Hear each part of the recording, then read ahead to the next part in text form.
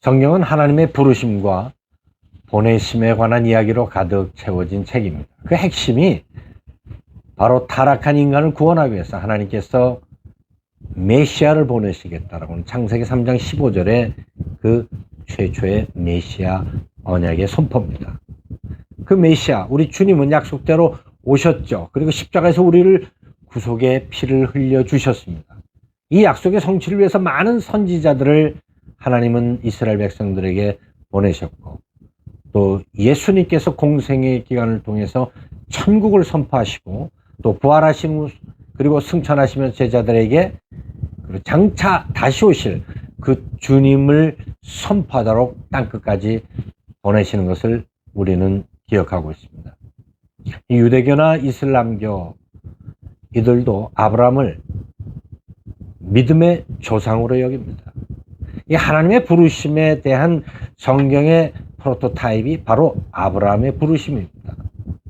성경은 한 230여 회 아브라함에 대한 이름을 언급하고 신약에서만 해도 70여 회 언급을 할 만큼 아브라함은 바로 구원사의 중심에 서 있는 사람입니다.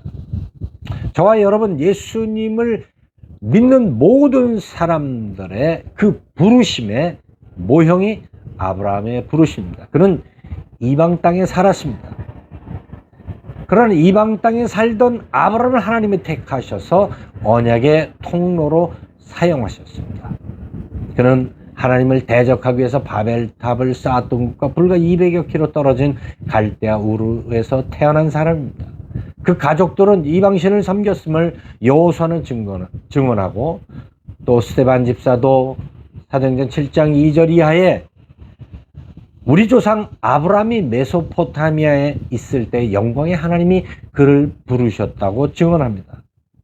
이런 말씀은 하나님이 아브라함을 부르신 것은 어떤 특별한 실력이나 그 도덕적 수준이 뛰어나기 때문에 부르신 것이 아니라고 하는 사실을 우리는 알 수 있습니다. 바로 저와 여러분과 같이 지극히 평범한 한 사람을 선택하심으로 하나님은 새로운 메시아 언약의 성취와 새로운 천국의 질서를 세우기 위해서 그를 사용하셨습니다. 그러나 그의 여정은 갈대아 우르를 떠나지만 얼마 못 가 하란에 머무르고 지체하다가 아버지 데라의 죽음 후에 하나님은 다시 그를 두 번째 부르십니다.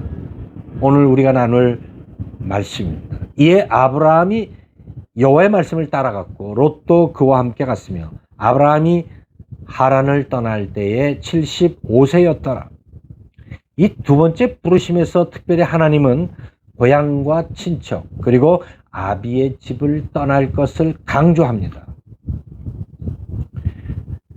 첫 번째, 그는 하나님의 부르심에 가족과 그리고 모든 식솔들과 함께 가나안을 향했기 때문입니다. 첫 번 부르심에서 땅을 떠났다면 이번 부름에는 혈연관계, 친척을 떠나라는 것이 주님의 말씀입니다. 근데 아브라함은 조카 롯을 데리고 가는 연약함을 또 보입니다.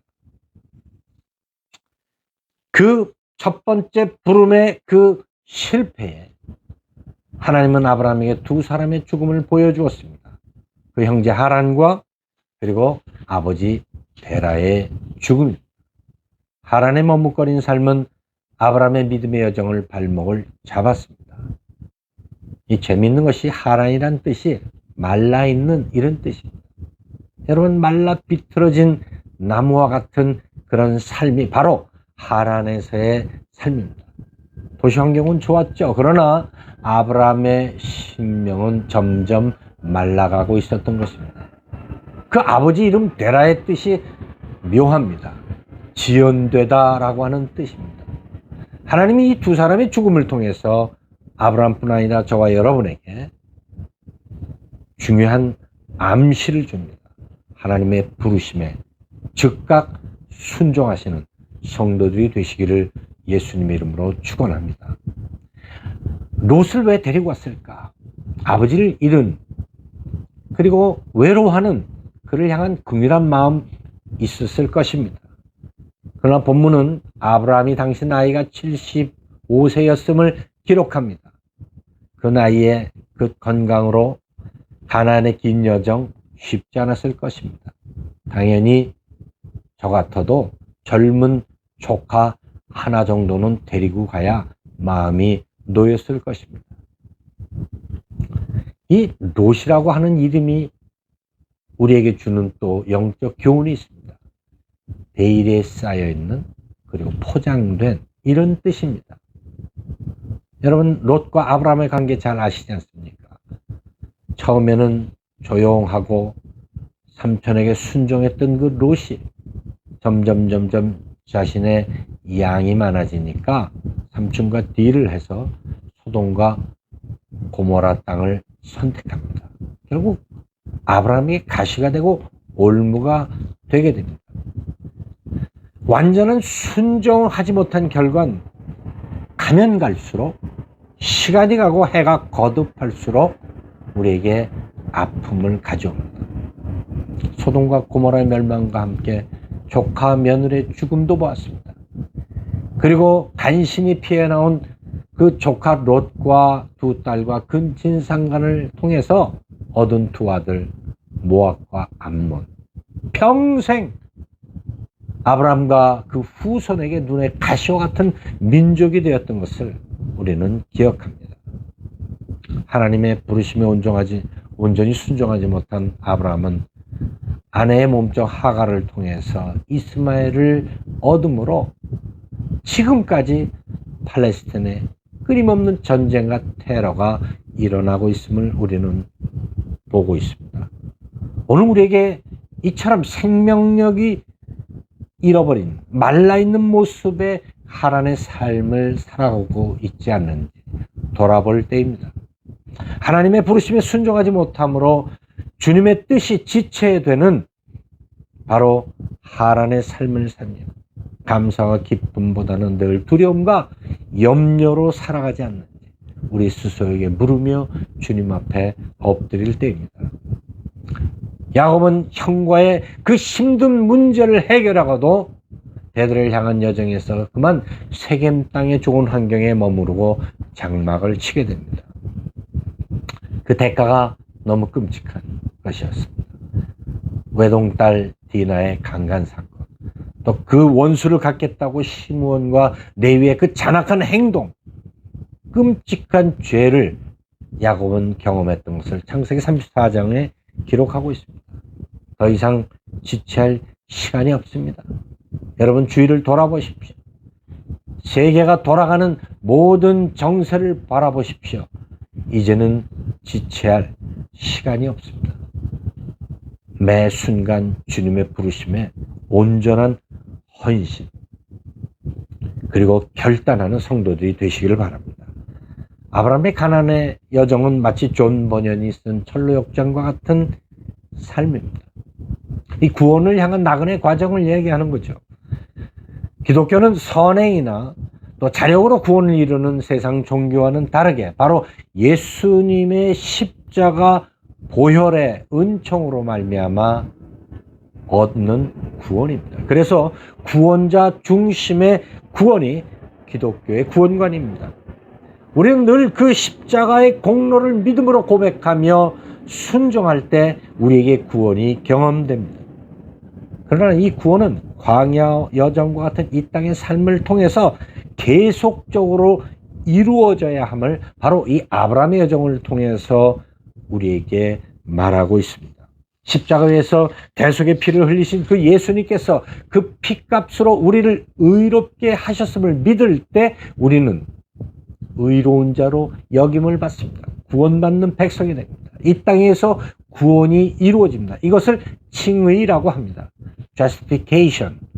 바로 완전한 이 땅에서 우리가 무엇인가를 하고 노력이나 또 내 의로운 행실이 아니라 우리는 여전히 죄인으로 불완전한 삶을 살기에 그 주님이 흘리신 십자가의 사랑과 그 보혈의 은혜로 우리는 의로운 자로 여겨지는 겁니다. 이 칭의란 말은 법정 용어로 죄가 없음을 선하는 것인데 바로 루터의 종교개혁의 핵심 사상이 되었습니다. 이신칭이라고 하죠. 믿음으로 의롭게 된다는 이 교리는 바로 아브라함의 신앙 고백이 근거가 되었습니다. 그를 이끌고 밖으로 나가 이르시되 하늘을 우러러 무뼈를 셀 수 있나 보라. 또 그에게 이르시되 내 자손이 이와 같으리라. 아브라함이 여호와를 믿으니 여호와께서 이를 그의 의로 여기시고, 아브라함의 믿음을 주님이 의롭게 여기신 겁니다. 아브라함이 의로워서가 아닙니다. 주님이 그렇게 인정하셨습니다. 이 아브라함이 자신의 건강, 나이를 생각해서 이제 자기에겐 후계자가 도저히 자기 몸을 통해서는 나올 수 없다고 판단하고 하나님 앞에 내 종 엘리에셀밖에는 나의 후계자가 될 사람이 없습니다 라고 포기할 때 하나님께서 그를 데리고 하늘의 별을 보여주시면서 창대케 하실 것이다 약속하셨습니다. 바로 그것을 믿은 거예요. 그래서 하나님께서 아브라함을 의롭다고 인정하신 것입니다. 이것이 칭의입니다. 그러나 아브라함은 계속 실패를 거듭하면서 그 광야 여정을 통해서 하나님의 이끄심을 경험합니다. 그 긴 광야 여정은 날마다 믿음으로 구원에 대한 소망을 가지고 또 그 구원을 이루는 것을 사도 바울은 빌립보 성도들에게 이렇게 이야기합니다. 그 칭의를 통해서 날마다 그 성화의 길을 가는 성도들의 삶에 대해서 말합니다. 그러므로 나의 사랑하는 자들아, 너희가 나 있을 때뿐 아니라 더욱 지금 나 없을 때에도 항상 복종하여 두렵고 떨림으로 너희 구원을 이루라. 계속해서 현지적 구원을 삶의 여정을 통해서 이루라는 것입니다. 그래서 장차 완전히 완성될 구원은 영화의 단계로 주님이 이 땅에 오실 때 우리가 천국에서 완전히 구원된 존재로 하나님 앞에 서게 될 줄로 믿습니다. 여러분, 예수 믿었다고 끝나는 것이 아닙니다. 매주일 교회 출석하고 헌금하는 걸로 끝나는 것이 아닙니다. 이 땅의 삶, 이 광야의 여정을 날마다 구원을 이루는, 그래서 하나님의 뜻을 이루는, 하나님의 부르심에 민감하게 순종하는 그러한 삶을 살 때 바로 이 성화의 과정을 통해서 장차 우리는 아브라함처럼 주님 나라에 들어가게 될 줄로 믿습니다. 아브라함의 여정에 항상 반복되는 두 가지 단어가 있습니다. 그것은 장막과 제단입니다. 여러분, 장막은 뭡니까? 집이에요. 그러나 그것은 임시 거처입니다. 텐트입니다. 여기에는 순종을 의미합니다. 이스라엘 백성들이 광야 여정할 때 구름이 머물면 그냥 사막 한가운데라도 텐트를 쳐야 했어요. 하나님의 이끄심의 그 섭리를 보여주는 훈련입니다. 여러분, 이 땅에 우리가 영원히 머무를 것이 아닙니다. 장막의 삶을 기억하시고 늘 주님 앞에 순종하십시오. 그 다음은 제단입니다. 아브라함은 가는 곳마다 제단을 쌓았습니다. 여러분, 날마다 구원을 이루기 위한 이런 끊임없는 씨름, 주님과의 깊은 영적 교제의 삶이 예배를 통해서 이루어집니다. 여러분, 예배를 소중히 여기십시오. 주님과의 일대일의 시간, 깊은 기도의 시간을 소망하십시오. 이 혼돈의 시대에 아브라함처럼 하나님의 부르심에 한 발자국 한 발자국 순종하며, 그리고 예배를 통해서 영원한 그 나라에 들어가는 귀한 성도들 되시길 예수님의 이름으로 축원합니다. 기도드리겠습니다. 거룩하신 아버지 하나님, 우리는 아브라함보다도 훨씬 못한 존재들입니다. 그저 오늘 회개하고 또 내일 또 주님 앞에 실족하는 연약한 자들입니다. 그래서 저희들은 성령님의 충만함을 구할 수밖에 없습니다. 주님, 우리의 손과 발을 붙잡아 주시고 바울이 빌립보 교회 성도들 향해서 외쳤던 것처럼 날마다 구원을 이루는 성도들 되게 하여 주옵소서. 예수님의 이름으로 기도하옵나이다. 아멘.